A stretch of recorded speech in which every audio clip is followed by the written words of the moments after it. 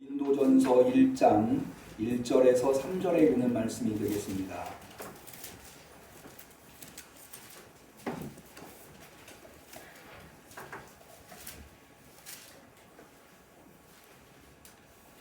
신약성경 263페이지. 오늘 교회 창립 61주년 감사주일을 맞이한 우리들에게 사랑하시는 하나님께서 축복의 말씀으로 주신 고린도전서 1장 1절에서 3절까지의 말씀을 우리 마음에 새기시는 뜻에서 정성껏 같이 소리내어서 봉독하겠습니다.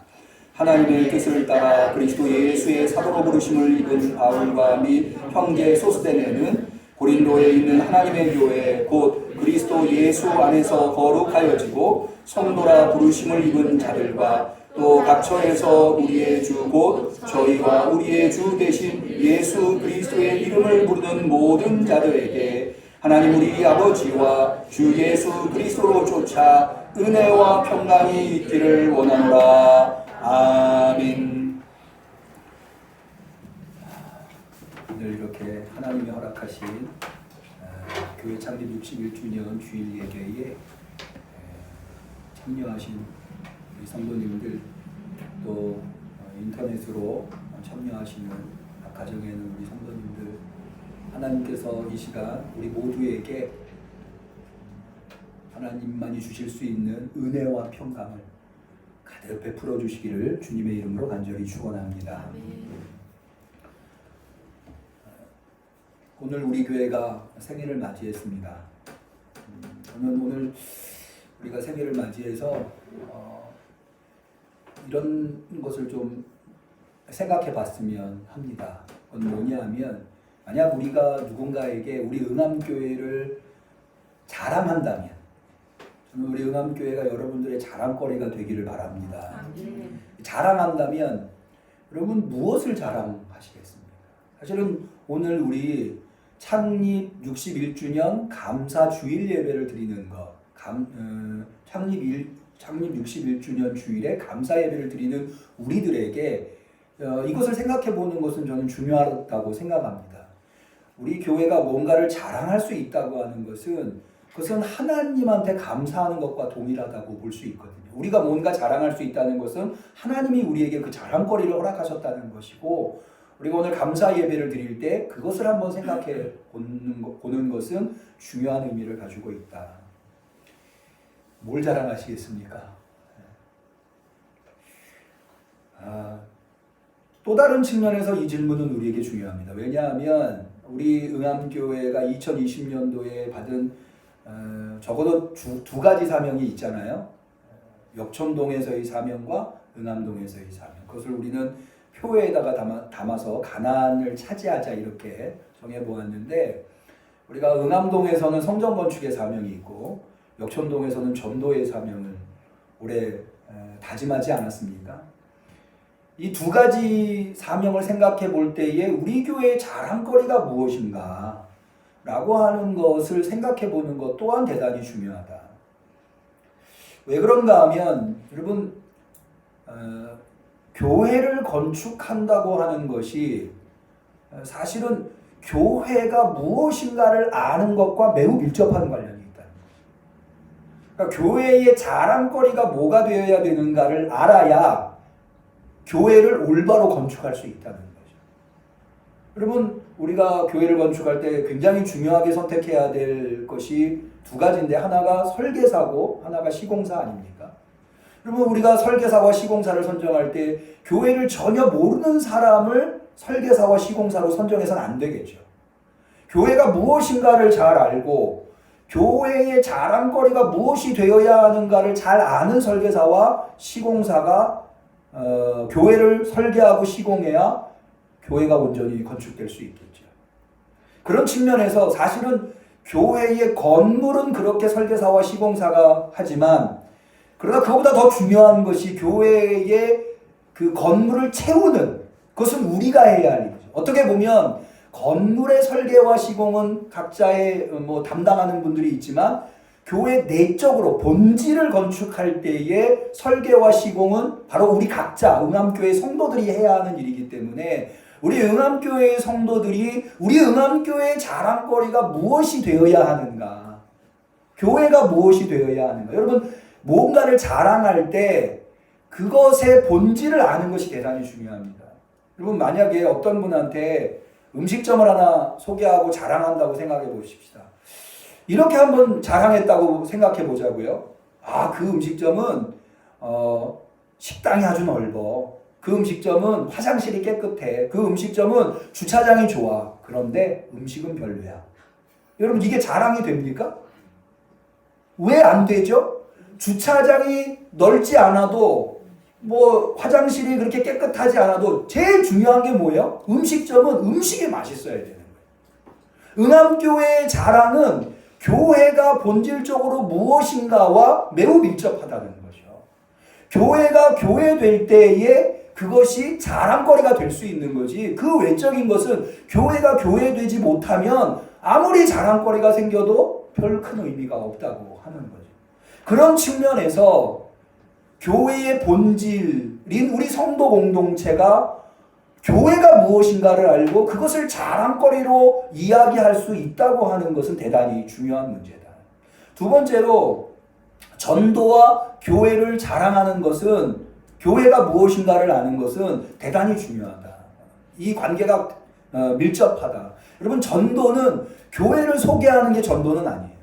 전도의 본래의 의미는 예수님을 소개하는 거예요. 전도, 도를 전하는 건데, 그렇게 해서 우리는 뭘 하려고 하는 겁니까? 예수님을 소개해서 그가 예수님을 받아들이고 예수님을 믿어서 그리스도인이 되어 구원을 얻게 하는 게 목적 아니겠습니까?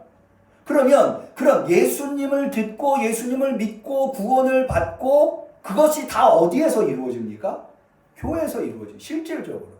그러니까는 전도가 이 교회를 소개하고 교회를 자랑하는 것이 본질은 아니나, 그러나 교회를 소개하는 것과 뗄래야 뗄 수가 없는 관계에 놓여 있다고 하는 거예요. 그런 측면에서 전도의 사명이 있는 우리들에게 교회의 본질이 무엇이며 교회의 자랑이 무엇이 되어야 하는가를 우리가 이해하고 있는 것, 알고 있는 것은 대단히 중요하다. 그런 측면에서 오늘 우리가 읽은 고린도전서 1장 1절에서 3절은 우리가 마음속 깊이 새겨봐야 할 하나님의 말씀이라고 저는 생각을 합니다. 왜냐하면 바울은 이 고린도전서 1장 1절에서 3절에서, 특별히 1장 2절에서 교회가 무엇이 되어야 하고 교회의 자랑거리가 무엇인가를 이야기하고 있기 때문에 그렇다고 하는 거죠. 이 고린도전서 1장 1절에서 3절은 세 가지로 구성이 되는데, 먼저 1절은 모든 바울의 편지들이 그렇습니다만은 발신인이 누구인가에 대해서 기록하고 있습니다. 그래서 1절을 보시면 하나님의 뜻을 따라 그리스도 예수의 사도로 부르심을 입은 바울과 및 형제 소스데네는 해서, 이 고린도전서는 고린도 교회에 보낸 바울의 첫 번째 편지인데요. 그런데 누가 이 편지를 쓰고 있는가? 이 바울과 소스데네라고 하는 사람이 이 편지를 쓰고 있다고 하는 발신인에 대한 소개가 나옵니다. 근데 오늘 우리가 주목해서 보려고 하는 것은 2절이죠. 2절은 수신인이 누구인가? 이 편지를 받아보는 사람이 누구인가? 그건 고린도 교회입니다. 그리고 마지막 세 번째는 축복의 말씀이 언급되어 있는 것. 이것이 모든 바울의 편지들이 기본적으로 가지고 있는 패턴이라고 할 수가 있는데요. 그 중에 오늘 우리는 앞서 말씀드린 대로 1장 2절, 교회가 무엇이 되어야 하는가, 교회의 자랑거리는 무엇인가에 대해서 바울은 2절에서 세 가지로 이야기를 하고 있습니다. 첫 번째가 뭐냐 하면 한번 따라해 보실까요? 하나님의 교회. 한 번 더 합니다. 하나님의 교회. 네, 바울은 고린도에 있는 하나님의 교회 이렇게 소개하고, 두 번째는 뭐냐 하면 예수 안에서 거룩하게 된 성도로 부르심을 입은 자들, 그게 교회라고 하는 거예요. 예수 안에서 거룩하게 된 성도. 이 성도라고 하는 말이 사실은 거룩한 물이라고 하는 말이죠. 그러니까 예수 안에서 성도로 부르심을 받은 자들, 한번 따라해 봅니다. 예수 안에서 성도로 부르심을 받은 자들, 이게 교회라는 거예요. 세 번째는 뭐냐 하면 또 각처에서 우리의 주 곧 저희와 우리의 주 되시는 예수 그리스도의 이름을 부르는 모든 자들, 좀 길게 표현되어 있죠. 그러니까 바울은 모름지기 교회라고 하는 것이 무엇이냐? 예수의 이름을 부르는 자들이 교회라는 거예요. 한번 따라해 보실까요? 예수의 이름을 부르는 자들. 이 세 가지. 하나님의 교회, 두 번째 예수 안에서 성도로 부르심을 입은 자들, 세 번째 예수의 이름을 부르는 자들. 이게 교회고 그것이 교회의 자랑거리가 되어야 마땅하다. 오늘 이것에 대해서 좀 생각해 보려고 하는데요. 여러분, 바울이 고린도 교회 성도들한테 교회는 하나님의 교회다라고 이야기하는 데는 매우 중요한 배경이 있습니다. 그것은 뭐냐 하면 고린도 교회를 누가 개척했느냐? 누가 세웠느냐? 바울이 세웠어요. 그럼에도 불구하고 바울은 바울의 교회, 내 교회라고 이야기하지 않고 누구의 교회라고 이야기하는가? 하나님의 교회라고 얘기하고 있다는 거죠. 하나님의 교회. 여러분, 바울이 아무리 고린도 교회를 세웠다 하더라도 교회는 하나님의 교회입니다.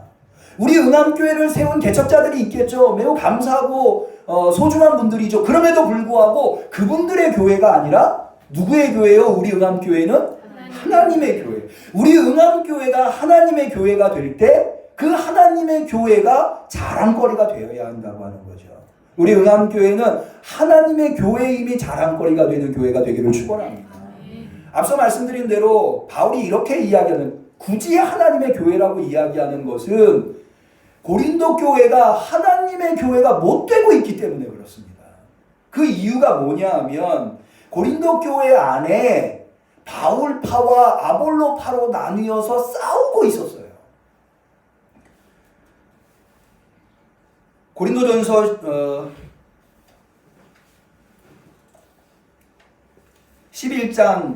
고린도전서 1장 11절에 보면 바울이 고린도 교회 성도들한테 이렇게 이야기합니다. 내 형제들아, 글로에의 지편에서 너희에게 대한 말이 내게 들리니 곧 너희 가운데 분쟁이 있다 하는 것이라. 이는 다름이 아니라 너희가 각각 이르되 나는 바울에게라, 나는 아볼로에게, 나는 게바에게, 나는 그리스도에게 속한 자라 하는 것이니.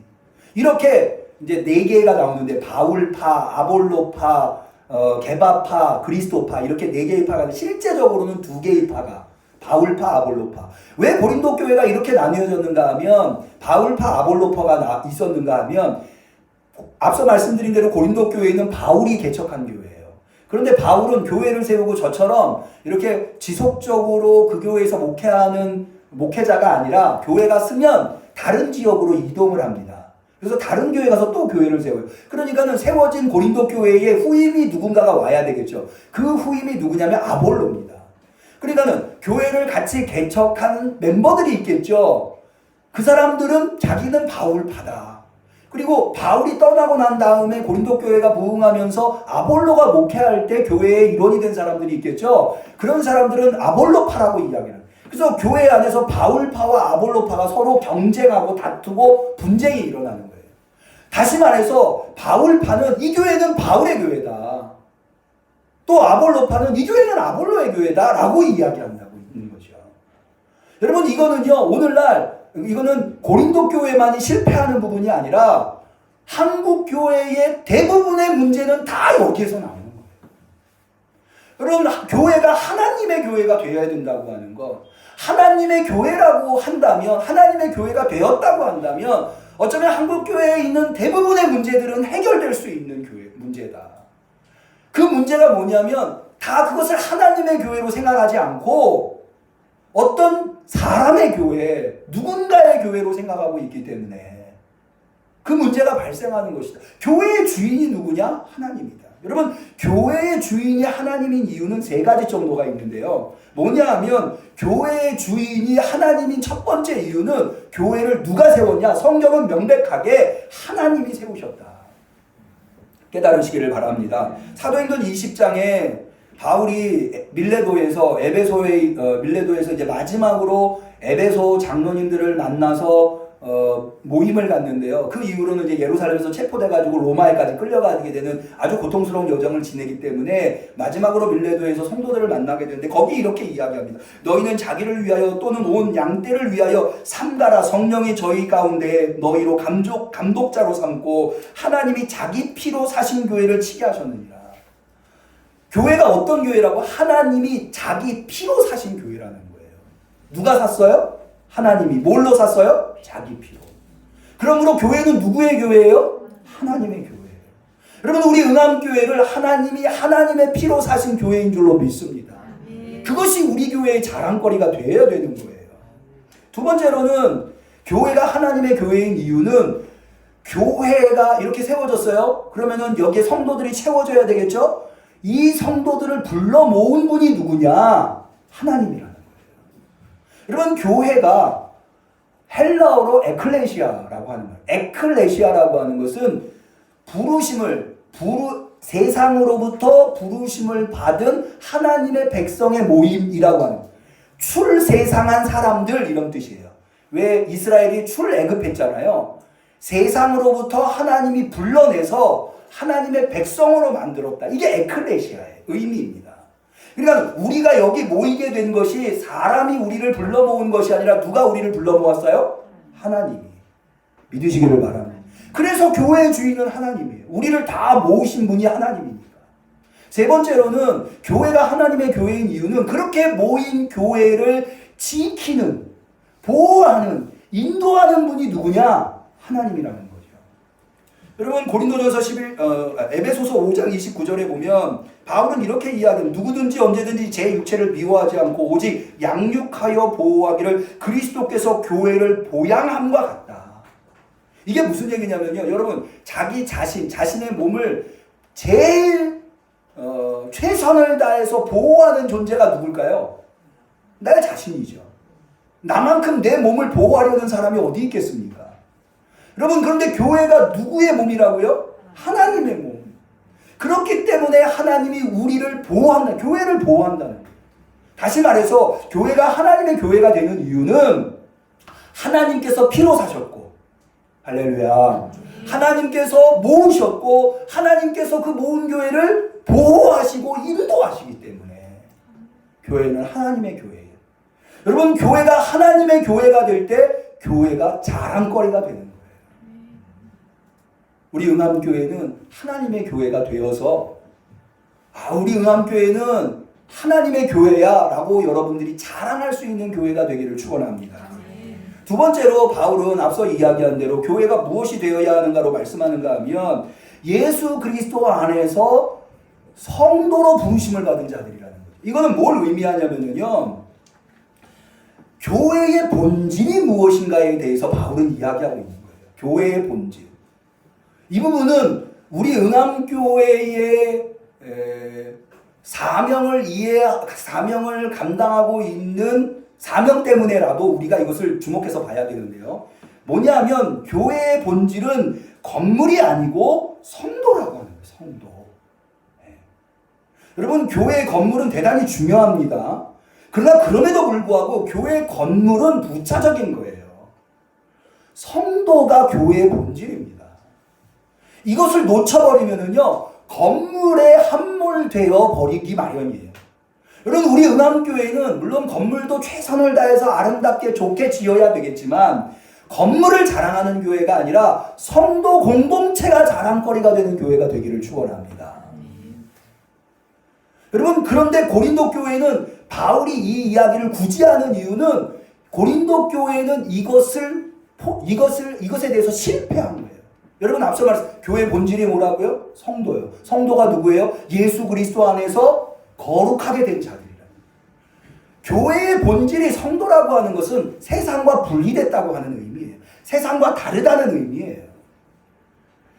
세상 사람들과 똑같지 않다는 거죠. 우리는 이제는 더 이상 세상적인 것을 추구하는 사람들이 아니라 하나님과 하나님의 나라, 영적인 것들을 추구하는 사람들이에요. 그렇게 되어야 돼요. 그게 우리의 자랑거리가 되어야 되는 거죠. 그것이 될 때 교회가 교회다워지는 거예요. 그런데 고린도 교회는 그러지 못했어요. 고린도 교회는 하나님의 나라, 성도로서 거룩하게 되지 못하고 그렇게 했음에도 불구하고 세상적이고 육적인 것들을 추구했습니다. 그게 어디에서 알 수 있는가 하면 바로 고린도 교회가 앞서 말씀드린 대로 서로 다투고 분쟁하고 있다고 하는 것, 그것이 바로 고린도 교회가 세상적으로 빠졌다고 하는 것, 그것을 알려주고 있는 겁니다.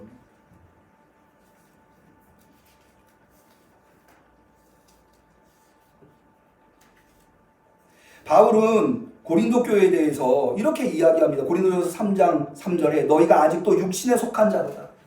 너희 가운데 시기와 분쟁이 있으니 어찌 육신에 속하여 사람을 따라 행함이 아니리요.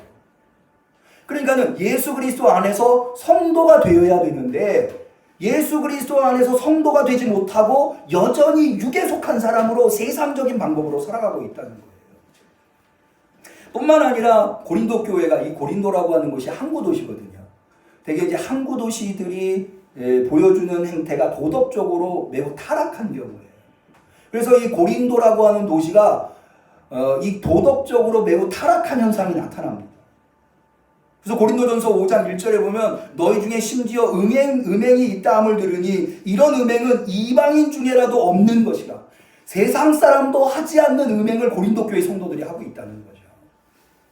여러분, 왜 오늘날 세상에서 교회가 손가락질 받고 조롱받을까요? 저는 바로 예수 그리스도 안에서 거룩하게 된 성도의 모습을 잃어버렸기 때문에, 그것이 분명히 교회의 자랑거리가 되어야 되는데 그것을 잃어버렸기 때문에 세상에 손가락질 받고 세상으로부터 조롱당하는 것이 아닌가 라는 생각을 하게 됩니다. 우리 은암교회는요, 거룩하게 된, 우리 은암교회 성도들은 어디 내놔도 세상 사람들한테 귀감이 되고 세상 사람들이 존경할 만한 은암교회가, 우리 성도들이 은암교회의 자랑거리가 되는 우리 은암교회가 되시기를 축원합니다. 세 번째로 고린도 교회 성도들한테 바울은 교회가 뭐냐? 예수 그리스도의 이름을 부르는 모든 자들이라고 이야기합니다. 예수 그리스도의 이름을 부르는 것. 여러분, 이 예수 그리스도의 이름을 부른다고 하는 것은 모든 여러분, 우리가 그리스도인을 왜 그리스도인이라고 하는지 아십니까? 그리스도인이라고 하는 말이 처음 나온 것이 안디옥 교회, 사도행전 11장에 나오는 안디옥 교회. 그전에는 그리스도인이라고 불리우지 않았어요. 그런데 안디옥 교회에서부터 그리스도인이라고 불리게 된 이유가 뭐냐면 11장 이전에는 교회 성도들이 대부분이 유대인들이었어요. 그래서 유대교와 기독교가 분리가 잘 안 됐어요. 이방인들이 볼 때, 세상 사람들이 볼 때 그저 기독교는 유대교의 한 아류 정도로 생각을 했어요. 그러니까는 기독교인들도 그냥 다 유대교인이라고 불렀던 거예요. 그러다가 안디옥 교회에 와서 어떤 현상이 발생했는가 하면 유대인과 이방인이 함께 있는 공동체를 세상에서 본 거예요. 그러니까는 더 이상 유대교인이라고 말할 수 없는 현상이 그리스도인들에게서 나타나게 된 거죠. 교회에서. 그래서 그들을 구별해서 불러야 될 필요가 생겼고, 그 구별해서 불러야 될 호칭으로 뭘 세상 사람들은 선택했는가 하면 그리스도인이라는 단어를 선택한 거예요. 왜? 그들은 모일 때마다 누구의 이름을 불렀어요? 예수 그리스도의 이름을 불렀기 때문에.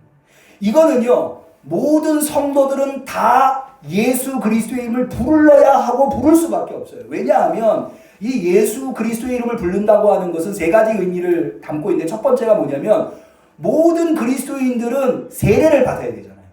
세례 받아야 그리스도인이 되는 거예요. 그런데 세례 받을 때 가장 중요하게 하는 게 뭐예요? 예수를 그리스도로 고백하는 거예요. 그러니까는 모든 그리스도인들은 예수의 이름을 부르는 자가 되어야 돼요. 그 예수의 이름을 부르는 자가 그리스도인이 되는 거예요. 예수의 이름을 부를 때 구원을 얻는 거예요. 믿으시기를 바랍니다. 두 번째로는 왜 기독교인 교회를 예수의 이름을 부르는 자라고 했는가 하면, 우리 기독교인들이 제일 많이 하는 게 예배와 찬양과 기도 아닙니까? 예배를 누구의 이름으로 예배드리나요? 여러분, 모든 기독교의 교회의 예배는 예수의 이름으로 드려져야 돼요. 왜냐하면 여러분, 요한복음 4장에 보면 우물가의 여인과 예수님이 대화 나눌 때 하나님이 찾으시는 참된 예배를 드리는 자들이 누구예요? 하나님은 영이시니 예배하는 자가 뭘로 예배를 드려야 돼요? 신령과 진정. 오직 신령과 진정으로 예배 드리는 것이 예배의 가장 중요한, 그리심산 장소가 중요한 게 아니에요. 예루살렘 장소가 중요한 게 아니에요. 누구의 이름으로 예배를 드리느냐. 그런데 신령과 진정으로 예배를 드리는 것이 왜 예수 그리스도와 밀접한 관련이 있느냐? 요즘 번역이 아쉬운데요. 신령이라고 하는 말은 성령으로 예배 드린다는 거예요. 성령으로. 근데 그 성령은 누구한테 받아요? 예수님한테 받는 거예요. 요한복음에 보면 예수님이 성령을 주세요. 그다음에 진정이라고 하는 말이 헬라어 알레데이아라고 하는 말인데 그게 진리라고 하는 말이에요. 누가 진리예요? 요한복음에 의하면 예수님이 진리예요. 왜 예수님이 진리예요? 예수님 안에서 하나님을 볼 수 없지만 하나님이 가장 절대 진리거든요. 그런데 그 진리가 진리신 하나님이 예수 그리스도 안에서 나타났기 때문에. 그러므로 하나님이 찾으시는 참된 예배를 드리기 위해서는 예수님 안에 나타나신 하나님께 예수님이 주신 성령으로 예배 드릴 때야만이 신령과 진정으로 예배 드리는 것이고 그런 예배를 하나님이 찾으시는 거예요. 그래서 예배와 예수님은 뗄래야 뗄 수가 없는 거예요. 여러분이 예배를 드리시는 도중에 예수님을 놓치는 순간 그 순간은 예배를 드리고 있다고 생각할 수 없는 거죠. 그뿐입니까? 우리의 찬양과 우리의 기도, 예수님 뭐라고 하셨나요? 내 이름으로 구하라라고 말씀하셨어요. 여러분 어쩌면은요 우리가 신앙생활을 하면서 기쁨을 잃어버린 신앙생활이 왜 기쁘지 않은 줄 아세요? 그래서 어쩌면 우리가 예수님의 이름을 부르지 않기 때문인지 몰라요. 왜냐하면 예수님께서 이런 말씀하셨습니다. 지금까지는 너희가 내 이름으로 아무것도 구하지 아니하시나 구하라. 예수님의 이름으로 구하라는 거예요. 그리하면 받으리니 너희 기쁨이 충만하리라. 예수님의 이름으로 기도하면 하나님이 주시고 그런 하나님의 주심을 통해서 우리가 기쁨의 신앙생활을 할 수 있다고 하는 거예요. 여러분 뿐만 아니라 예수님의 이름으로 뭘 받냐면 성령을 예수님의 이름으로 받아요. 요한복음 14장 26절에 보면 내 이름으로 보내실 성령 그가 너희에게 모든 것을 가르치시고 라고 되어 있어요.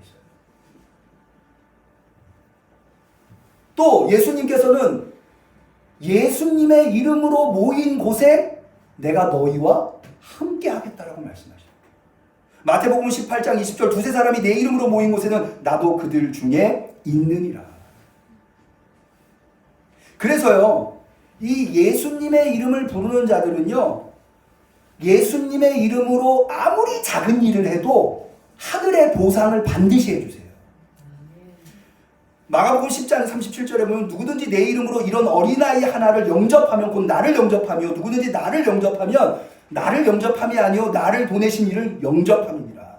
누구든지 너희를 그리스도에게 속한 자라 하여 물 한 그릇을 주면 내가 진실로 너희에게 이르노니 저가 결코 상을 잃지 않으리라. 믿으시기를 축원합니다.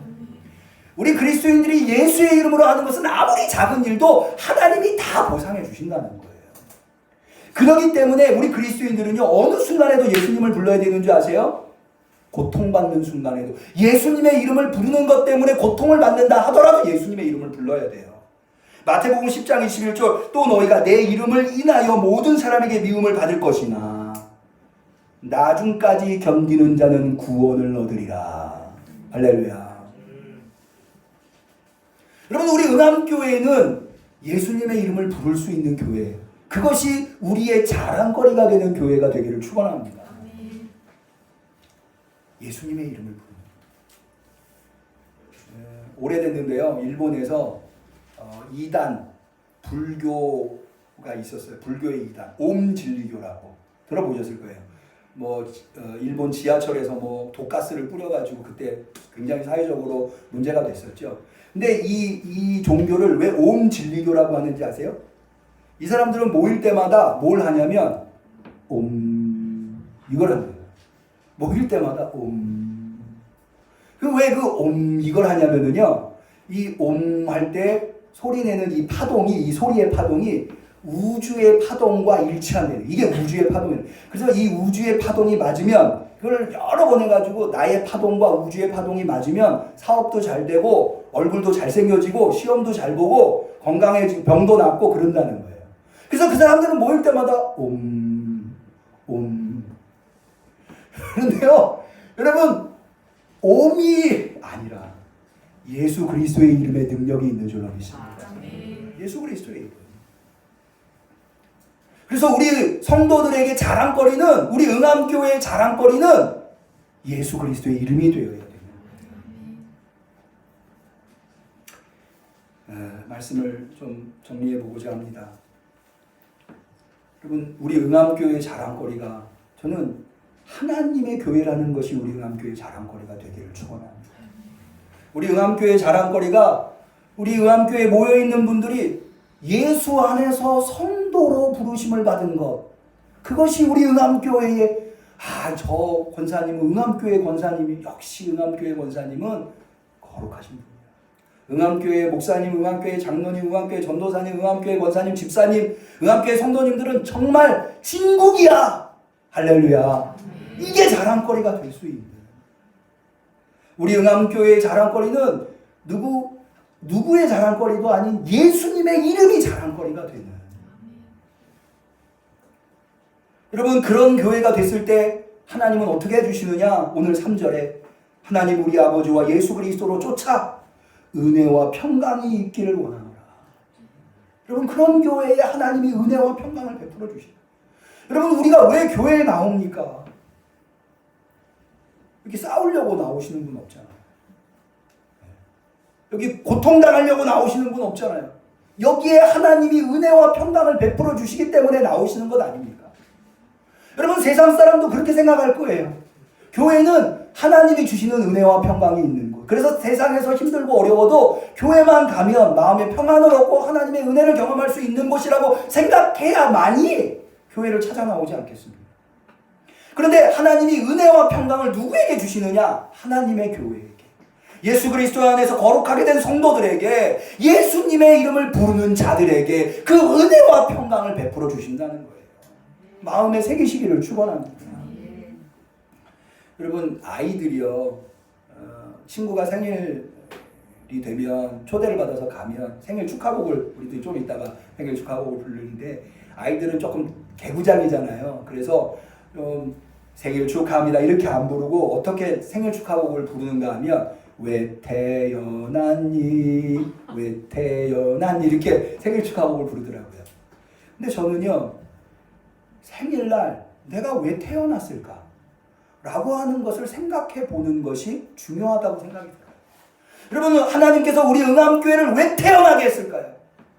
하나님께서 왜 우리 응암교회를 응암동에 세우셨을까요? 61년 전에. 하나님의 교회가 되게 하시려고, 또 성도가 되게 하려고, 또 예수님의 이름을 부르게 하시려고 우리 응암교회를 태어나게 하신 줄로 믿습니다. 저는 우리 응암교회가 너무 감사해요. 이렇게 좋은 성도들이 있다고. 우리 응암교회처럼 이렇게 좋은 교회 만나기 쉽지 않아요. 시간이 없어서 저는 이것에 대해서 하루 밤을 새워서라도 얘기 드릴 수 있어요. 우리 교회 참 좋은 교회예요. 그런데요, 이 좋은 교회를 더 좋은 교회로 만들어 주시려고 성전 건축을 허락해 주신 것에 감사합니다. 더 나아가서 우리 응암교회를 최고의 교회로 하나님이 만들어 주실 줄로 믿습니다. 하나님의 은혜와 평강을 베풀어 주심으로 우리 응암교회는 최고의 교회가 될 줄로 믿습니다. 그러기 위해서 우리 뭐 해야 돼요? 하나님의 교회가 되어야 돼요. 예수 그리스도 안에서 성도가 되어야 돼요. 거룩한 삶을 살아야 돼요. 또한 예수님의 이름을 불러야 합니다. 우리 응암교회에게 이런 최고의 선물 하나님이 베풀어 주시는 은혜와 평강이 가득한 교회가 되시기를 주님의 이름으로 간절히 축원합니다. 기도하겠습니다. 하나님 아버지, 오늘 이렇게 우리에게 61주년 창립주의를 허락하여 주시니 감사합니다. 주님, 우리는 믿습니다. 하나님께서 우리 응암교회가 좋은 교회라고 평가해 주시는 것을 믿습니다. 우리 응암교회가 더 좋은 교회 되게 하시려고 성전 건축을 허락하신 줄 믿습니다. 또 우리 응암교회가 최고의 교회로 만들어 주시려고 은혜와 평강을 아낌없이 베풀어 주실 줄로 믿습니다. 그 최고의 교회가 되기 위해서 우리들이 노력하겠습니다. 도와주옵소서. 예수님의 이름으로 기도 올리옵나이다.